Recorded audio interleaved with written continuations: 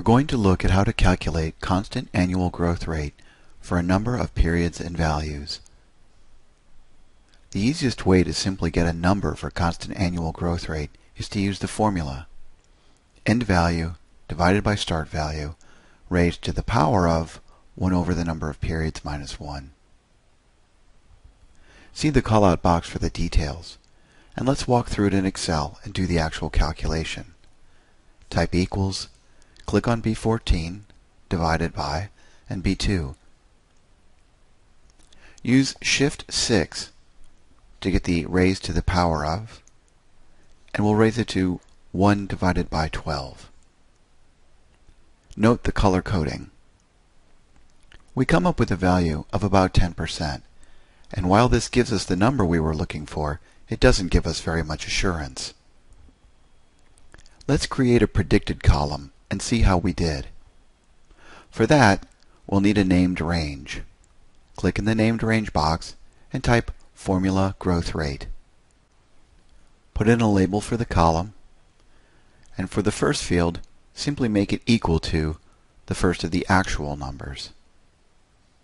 For each subsequent cell, type in equals the cell above and multiply it by 1 plus our formula growth rate.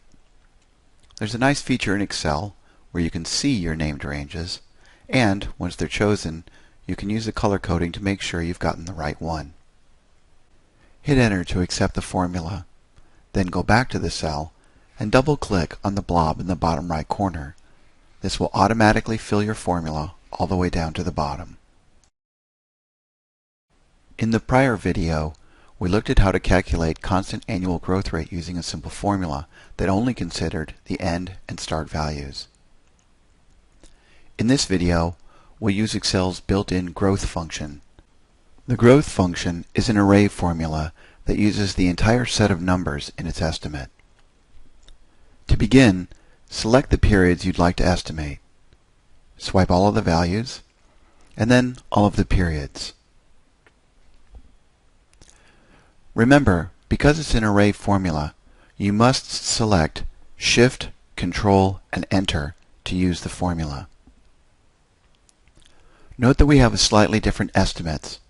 Also notice that we have not seen the actual growth estimate. For that, we'll use the LOGEST formula. Type LOGEST where you'd like to see the actual growth value. Again, swipe the actual and the period. Remember to use Shift, Control, Enter to enter the value. Here we see we've gotten a value of about 10.34%, slightly higher than our estimate using the basic formula. This is because the growth formula uses the entire set of values instead of just the beginning and end values. LOGEST can also provide you the statistics behind its estimation. Begin by swiping an area 2 columns wide by 5 columns high, and then change the formula slightly. Indicate that you would like to get all of the statistics behind the estimation. Remember to use Control-Shift-Enter. You can see more of the statistics, including most notably the growth rate itself and the R-squared value.